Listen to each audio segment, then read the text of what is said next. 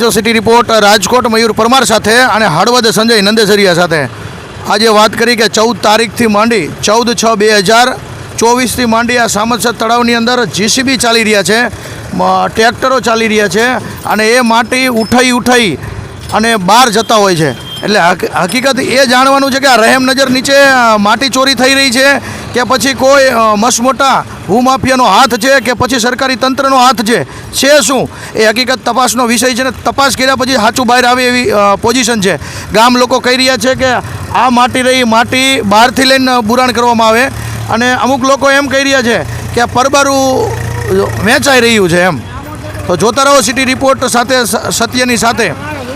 ખાણ ખનીજ વિભાગ તેમજ પોલીસ કર્મચારી મામલતદાર ઓફિસ એ પણ આના ઉપર યોગ્ય પગલાં લે એવી લોકમાંગ ઉઠી છે. થેન્ક યુ, આભાર મિત્રો.